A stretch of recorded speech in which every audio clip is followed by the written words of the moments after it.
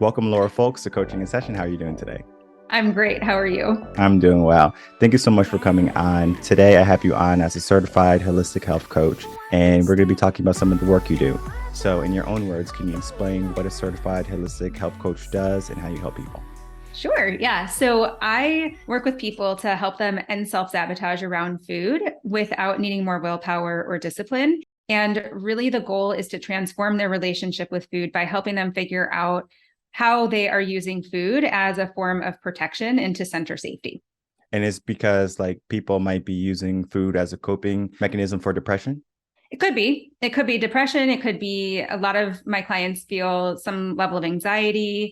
There can be so many different reasons. There's 4 common triggers that lead people to eat. And I'll just dive into those now. And there's a lot more detail we can go into, but they're feeling tired, which can be physical or emotional depletion, feeling anxious, which is what I was just talking about. And with anxiety, it's usually there's some level of uncertainty present as well, because we don't learn how to deal with uncertainty. So it shows up as anxiety in our bodies.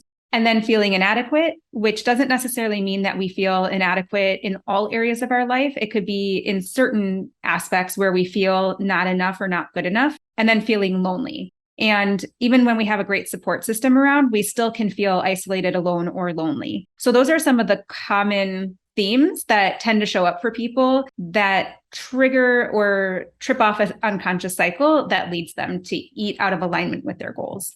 And especially here in America, we deal a lot with stress, anxiety, fear, and there's a lot of people who kind of just live with that. And that can be unhealthy, where they are in this constant state of unknowing themselves, their true power. And they just look for band-aids, is what I like to call them. Like we find a band-aid to make us feel better. It could be in the sense of food. It could be in the sense of lying to ourselves, saying, you know what, everything is going to be okay. Why do you think that happens primarily in first world countries? I'm sure it might happen in third world, second world countries, but like when we look at countries that have been established, overall general health and wellness kind of seems to go down into the pits.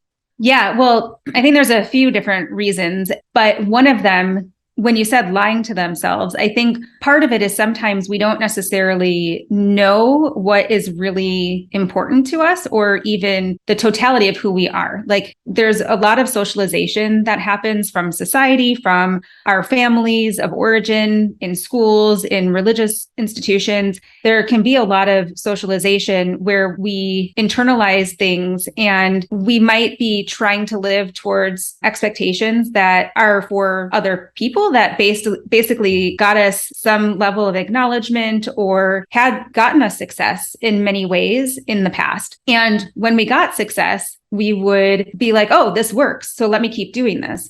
An example of that is one of my clients, her mom was somewhat like emotionally abusive growing up.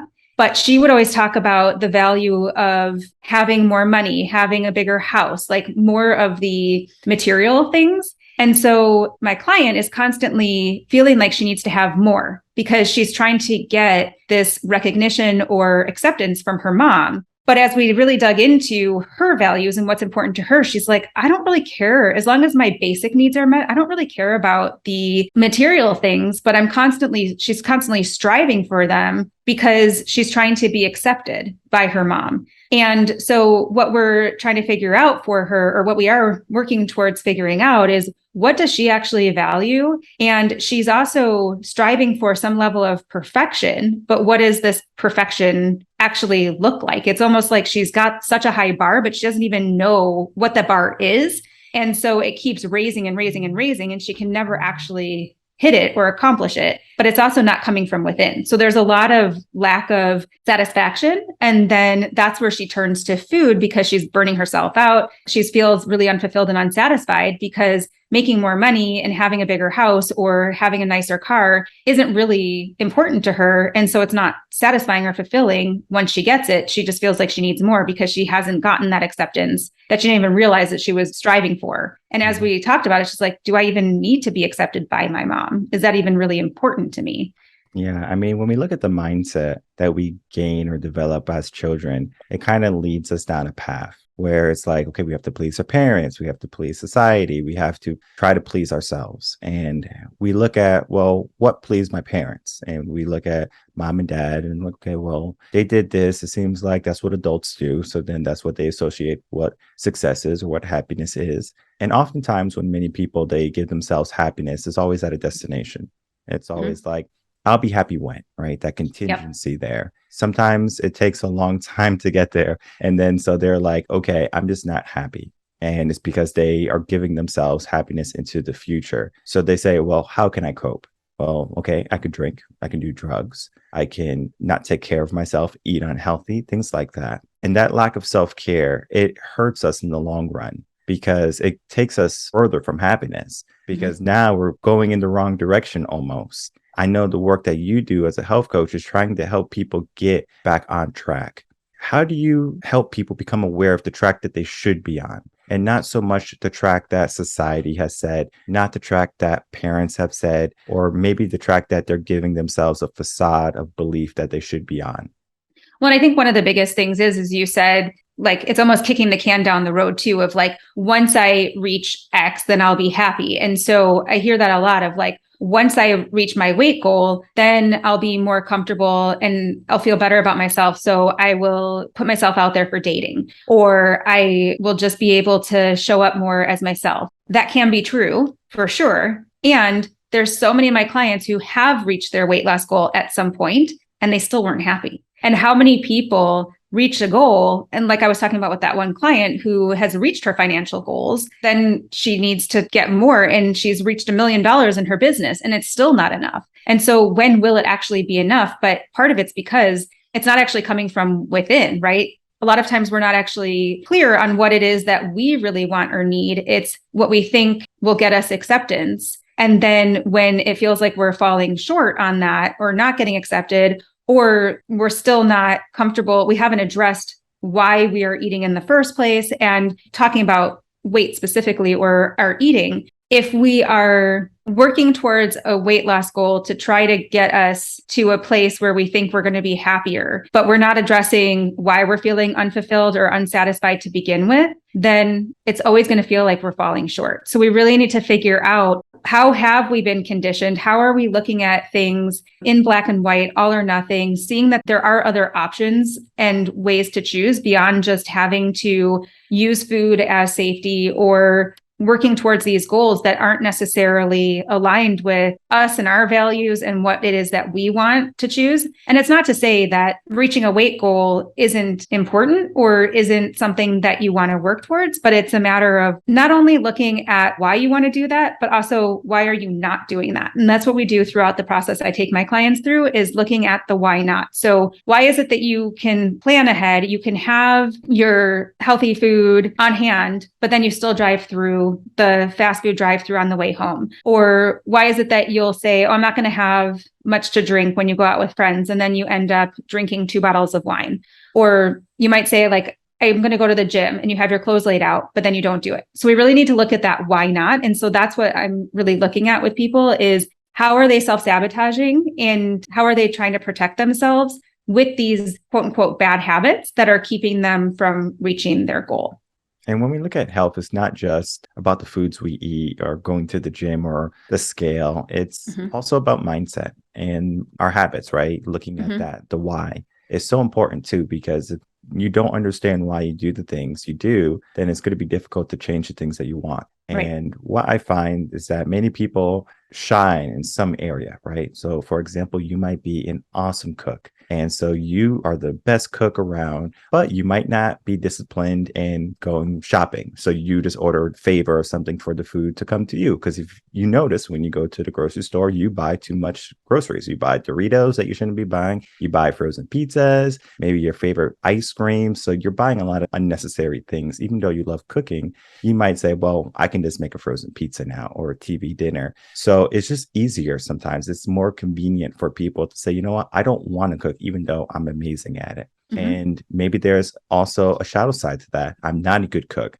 So I'm just going to go out and get something easy, something quick, because I don't want to cook something and it just go to waste because the food that I make is not good or something like that. So we give ourselves a lot of insecurities from that. And it all stems from, again, how we're thinking. And the quality of someone's thoughts to look at their health, I think is important because we only have one body. And it's important to take care of that body because once you damage it enough, it's going to be difficult to repair versus looking at your body and saying, okay, where am I today? And then making the adjustments to be better. And it's not so much the scale. I can't even tell you the last time I got on the scale, probably like maybe 2 months ago. And I have a scale in the bathroom. It's just that I think I had to do it because I was going on like a private plane or something. So they had to know my weight. So I was like, okay, let me go on the scale. Boom. All right, now I know my weight. But I don't necessarily look at the scale to determine, oh, am I healthy? I look at the mirror. I said, all right, how do I feel? How do I look? And I said, okay, I look good. How do I feel? Do I feel good? Do I feel confident? Do I feel strong?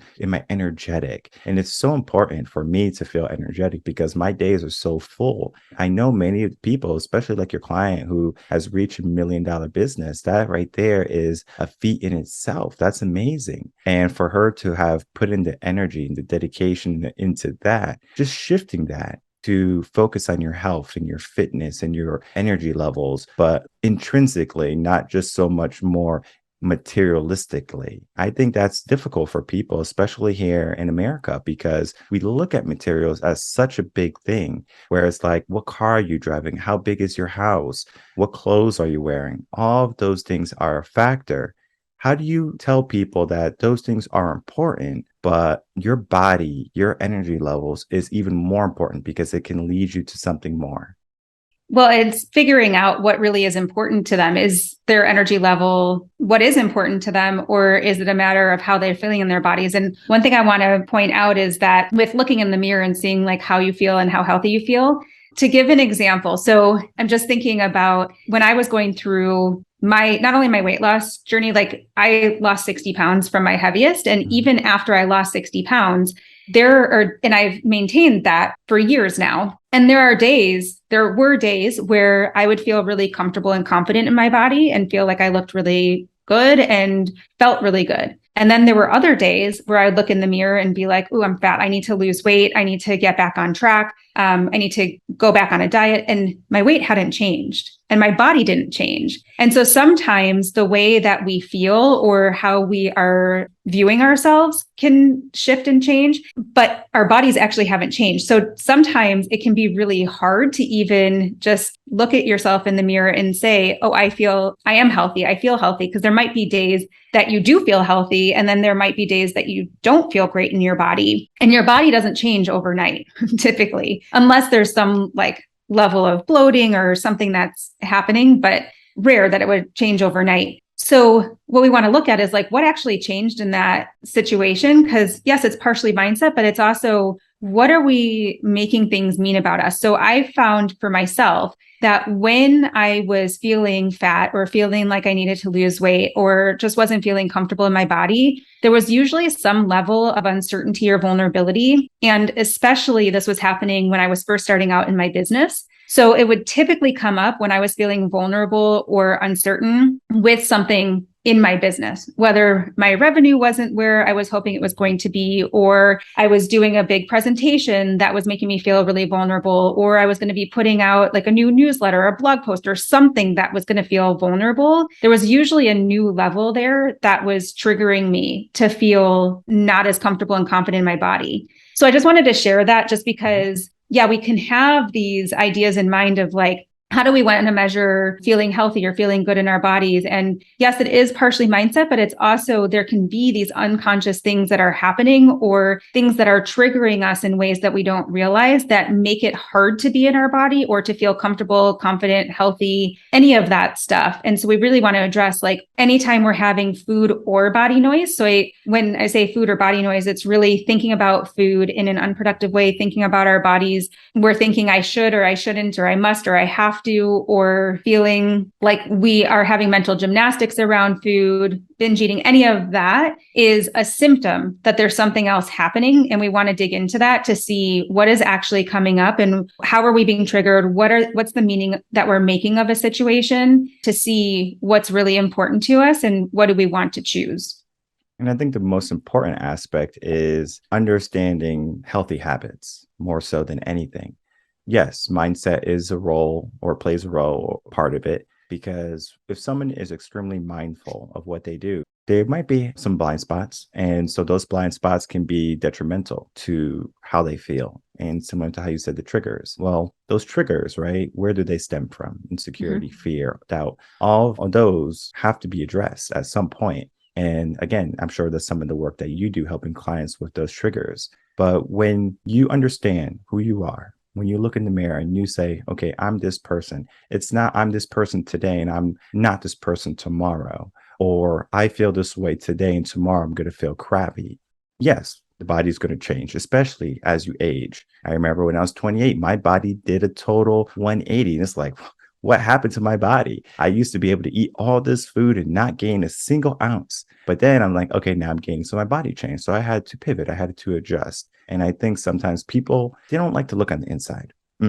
That's something that they don't like to do. They throw everything in a corner. My wife, before we got married, that is what she did. She was overweight. She was, I would say, like almost 100 pounds overweight. And so I was like, okay, well, why are we doing that? And she had the tendency of saying, you know what, I'm just going to throw things into a corner. And I'm not going to worry about them because this is too much work. It's too much stress. And then so as we were married, she kind of understood mindset. She kind of understood, okay, what am I doing with myself? And she realized, like, she got to that point where it's like, I'm doing harm to my body by just tossing things away, not paying attention. And it was because she was listening to the podcast, reading blogs, and I wasn't even really coaching her. She would come to the gym with me, things like that. We would do some training, but this was her. This was her, an internal fight that she was doing. I was basically just the facilitator, maybe the conductor, where it's just like, you make the music. I'm just here as a guide. So she was able to make a huge body transformation as she was going. It wasn't like, okay, when I reach this weight, it was, I'm going to be happy. It was always looking in the mirror. And she was like, I feel good. I look good. And it didn't matter if she was at 200 pounds or at 150. It was still the same mindset. It was still the same affirmation. I look good. I feel good. And sometimes these affirmations can be a good thing, and sometimes they can be a bad thing because there could be a lie, right? For example, maybe you're 300 pounds obese and you're like, I look in the mirror, you're like, I look fabulous. Well, not saying that you don't look fabulous, but how do you really feel, right? Because on the inside, are you tossing things into the corner? Sometimes that's what we do. And if you are perfectly fine with your body and you don't want to make any changes, don't make any changes, because you don't have to bend to the whims of the world or to what other people say you should become. You decide who you become. And I think what happens is that we give ourselves the idea of what other people believe, of what other people say we should do, versus looking at ourselves and really saying, what do I want for myself? And I think that's a very important thing to say to yourself, especially when you're looking at the relationship you have with food, the relationship you have with your body, and the relationship you have with your mind.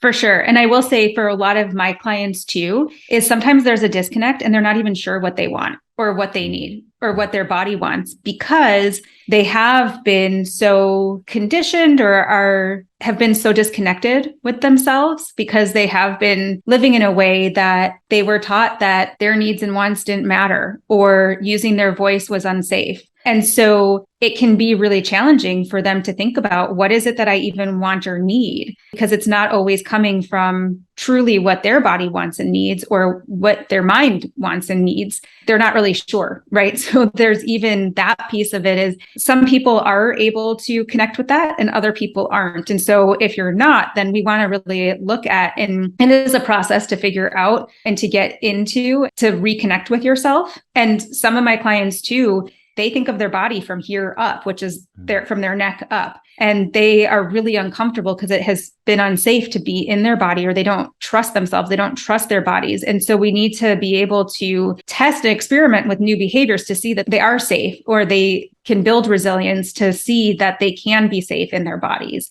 and out of their heads. So I wanted to share that too, because yes, it's very important. And some people are not in a place where they can get there yet. And it doesn't mean they can't, but if they do keep putting things in the corner or in a box, then there's that saying of what resists persists and what we resolve dissolves. And it sounds like your wife was resisting it, but she was still carrying it with her, right? But when she was able to start to resolve some of those things and really address the things that she was putting in the corner, then it started to dissolve.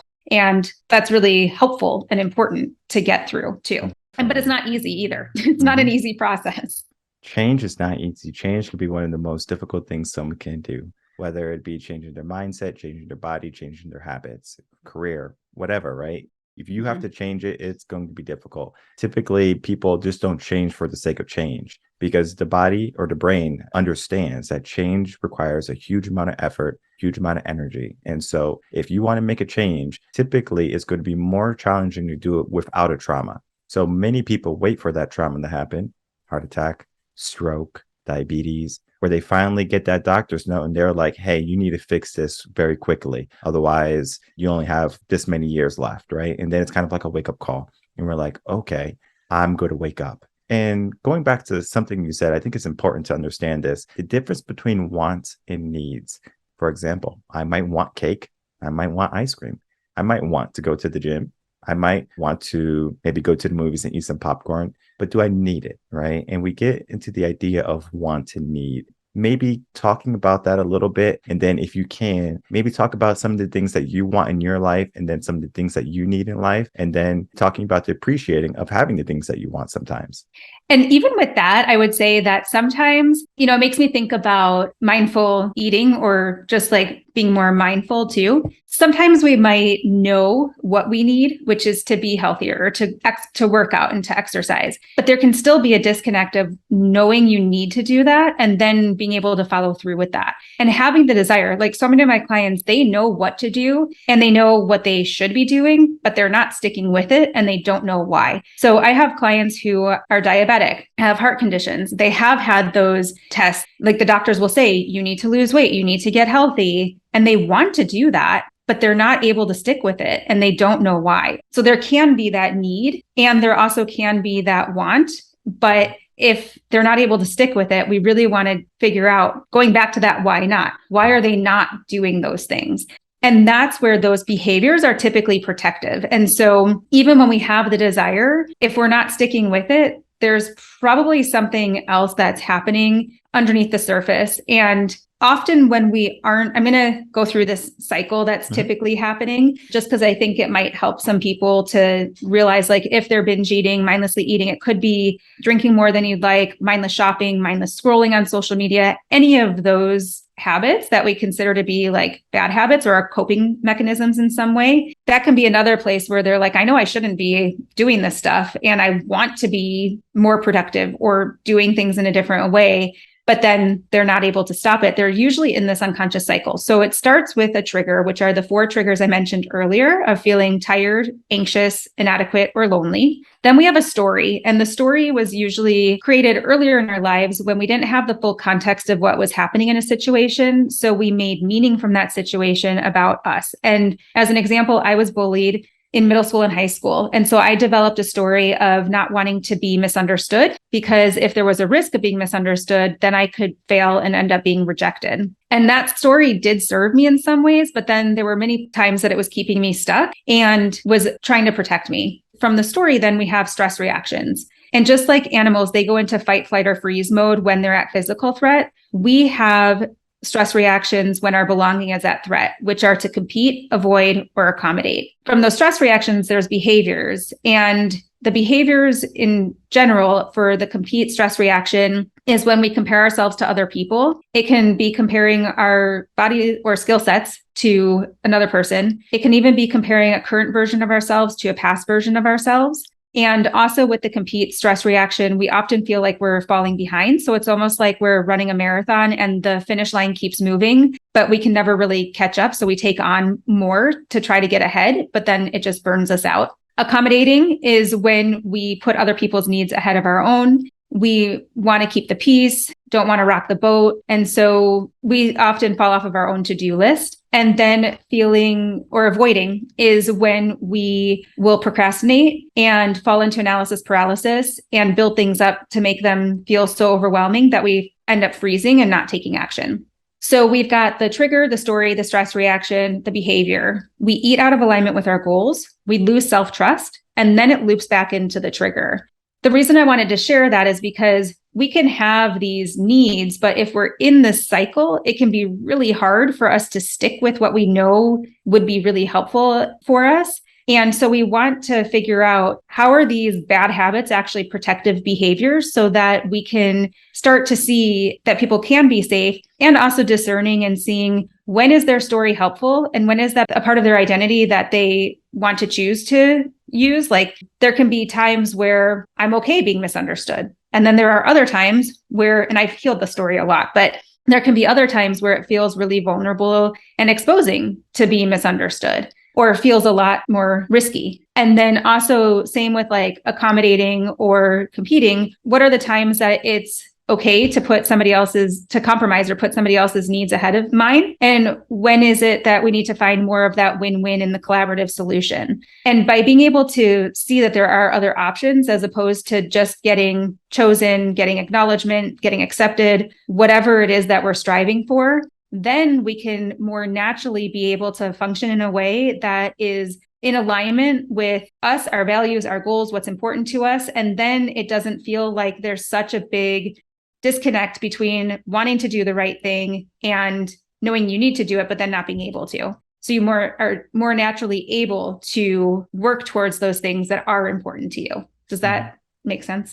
Yeah, no, it makes sense. I just have a question. Where would self-care fit into the cycle? Or is that coming after?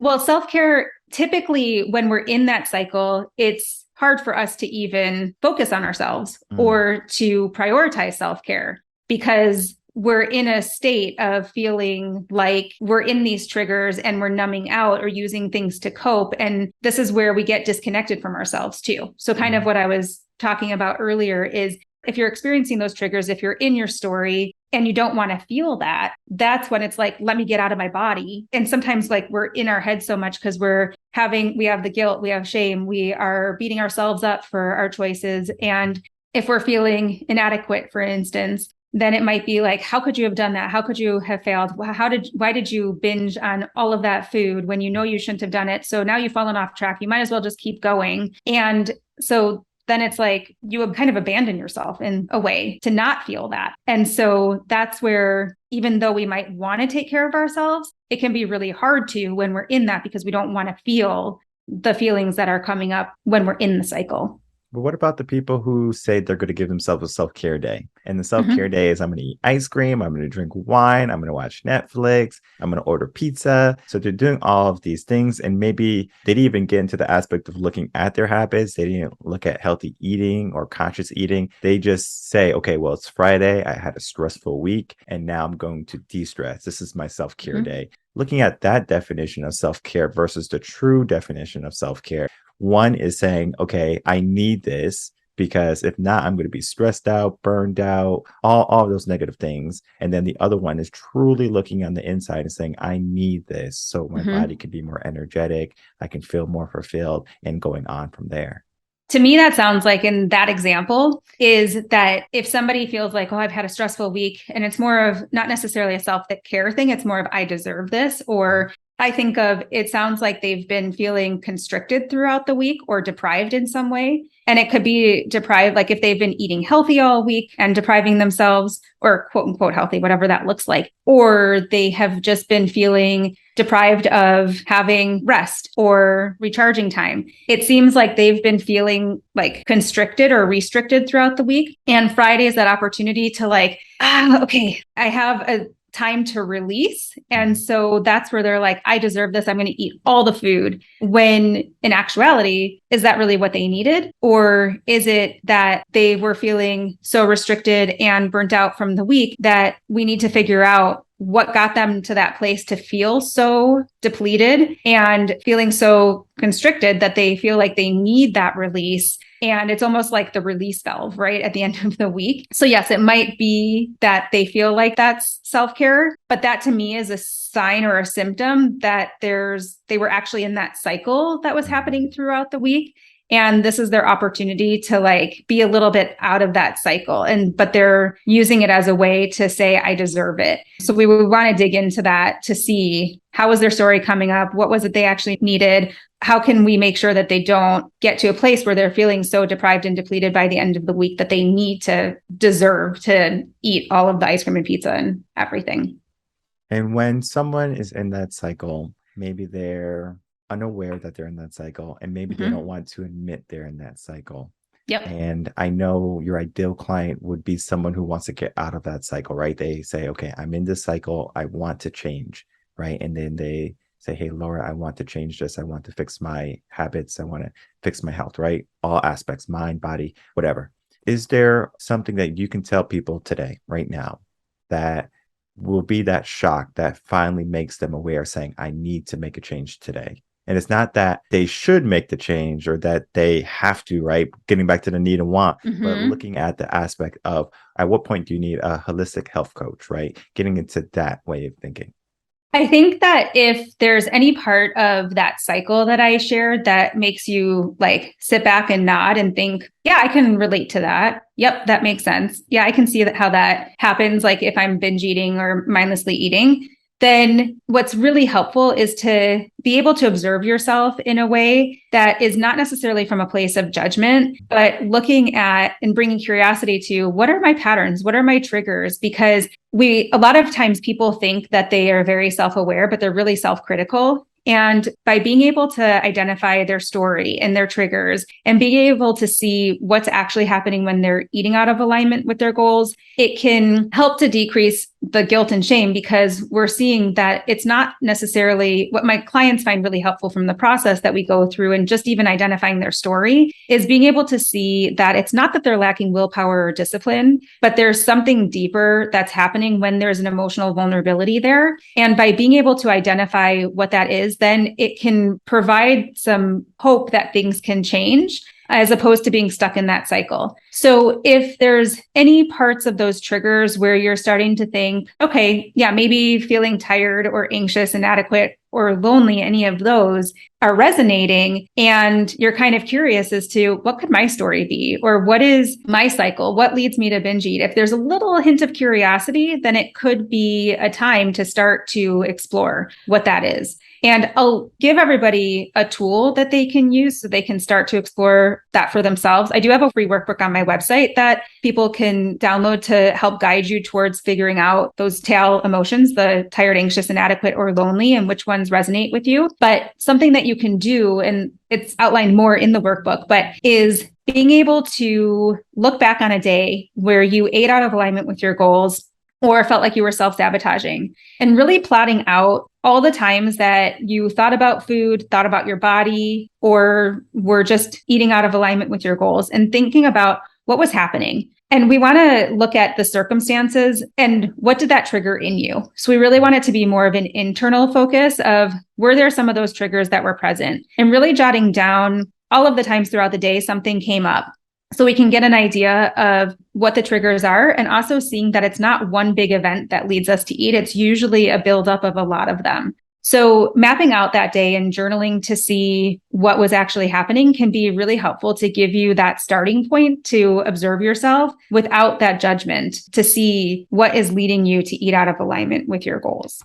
Yeah, those are great tips for making someone aware because I think sometimes people just say, okay, I listened to the episode and they don't have direction of should I contact this person? Because I remember even when I do podcasts and I'm on air, people were always like hesitant to contact me. And they call me maybe sometimes a year later, where I have had people contact me a year later saying, hey, I saw you on this show. And I'm thinking in my head, that was like a year ago. And I was like, okay, not a problem. Tell me what's going on. They're like, yeah, I wrote down your number and wanted to, figure things out, but they waited a year for it. And so like to really tell people like, hey, if you're in this spot, reach out to me, right? We have Mm-hmm. consultations, we have discovery calls where we can just see what's going on, right? See where you are. And then we can discuss. I think so many people are unwilling to open up the envelope to their life and to their insecurities and doubts and fears and really become aware of them. So they say, I'm just going to toss them away, but to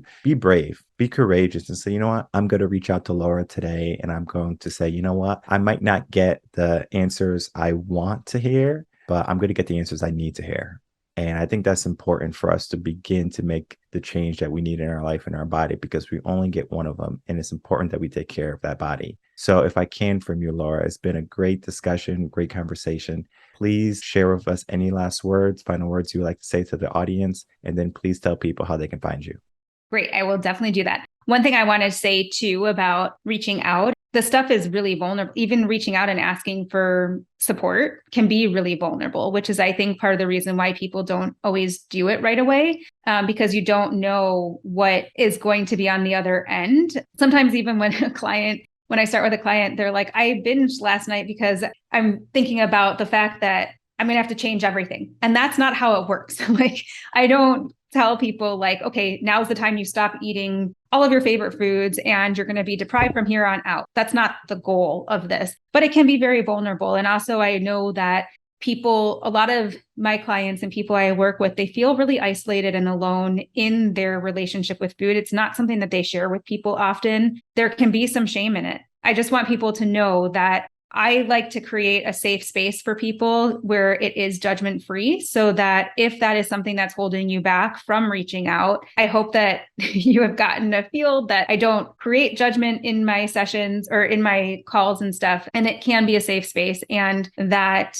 you're not alone in this too. A lot of times people will say, you probably haven't heard this before. And I'm like, I have. It's not usually too unique of a situation. So you're not alone. It can be vulnerable, but you just have to find the right person who can support you so that you don't have to go through this process and the journey on your own too. The way that people can find me is on my website. It's laurabfolks.com. I do have that workbook that I mentioned, as well as a curiosity call. It's a 40-minute call where you can share your challenges with your relationship with food, goals, the type of support you're looking for. I share more about my approach and answer any questions you have. And it is a safe, judgment-free space. And hopefully you'll walk away with some insights about how things can change for you. And then I'm also on all the social media, Instagram, Facebook, LinkedIn, those channels as well. And I'll put all that information in the description box below so people can easily find you. And I encourage people, if they're in an unhealthy relationship with food, to reach out to Laura. She's going to be a sweet person to talk to. And then just during those 40 minutes, even if you gave her that chance, that opportunity, she's going to show you what you can do to change your life and how you can begin to grow in your energy and to grow in your mind and grow in your body. And it's so important today, especially today, where there's so many insecurities in the world. You don't have to be one of them, right? You have all the ability to be amazing and to be more. So choose to be more. And I want to thank you so much, Laura, for coming on, spending some time with me today. Thank you so much for having me. It was a pleasure.